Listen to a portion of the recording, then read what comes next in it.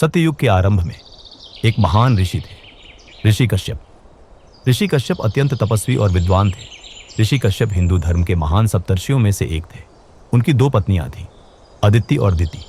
क्योंकि अदिति का जीवन धर्म और सत्य पर आधारित था, उनके पुत्र देवताओं के रूप में जन्मे, जो धर्म और सत्य के मार्ग पर चले।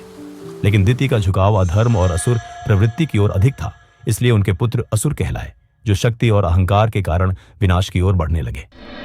दिति से जन्मे दो असुर पुत्र हिरण्याक्ष और हिरण्यकशिपु बचपन से ही अपार शक्ति और असाधारण बुद्धि वाले थे, लेकिन उनके हृदय में बचपन से ही देवताओं के प्रति घृणा थी। उनका अहंकार इतना बढ़ गया कि वे स्वयं को ब्रह्मांड का स्वामी मानने लगे। हिरण्याक्ष को अपनी ताकत पर बहुत गर्व था। अपनी ताकत को और प्रबल बनाने के लिए उसने कठोर तपस्या कर भगवान ब्रह्मा से वरदान प्राप्त किया।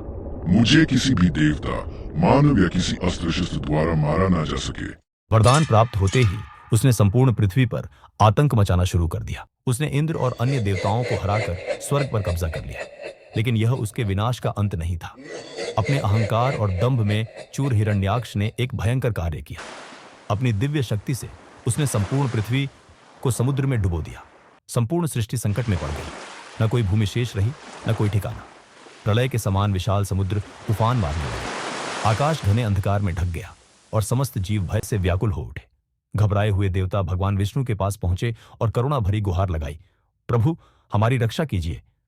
भगवान विष्णु ने देवताओं की बात ध्यान से सुनी, फिर मंद मुस्कान के साथ बोले, जब अधर्म अपनी सीमा पार कर जाता है, तब स्वयं धर्म उसे समाप्त करने के लिए अवतरित होता है। इतना कहकर उन्होंने वराह अवतार लिया। आकाश से एक छोटा सा शूकर प्रकट हुआ, लेकिन कुछ ही क्षणों में वह महाकाय रूप लेने लगा। उसकी गर्जना से तीनों लोग कांप उठे और वह समुद्र में कूद गया।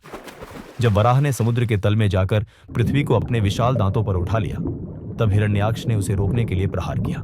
दोनों के बीच भीषण युद्ध हुआ। हिरण्याक्ष ने पूरी ताकत से हमला किया, लेकिन भगवान वराह की शक्ति के आगे वह टिक नहीं सका।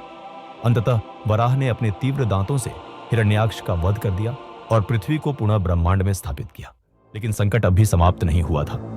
जब हिरण्यकशिपु को अपने भाई हिरण्याक्ष की मृत्यु का समाचार मिला, तो उसके क्रोध की कोई सीमा नहीं रही।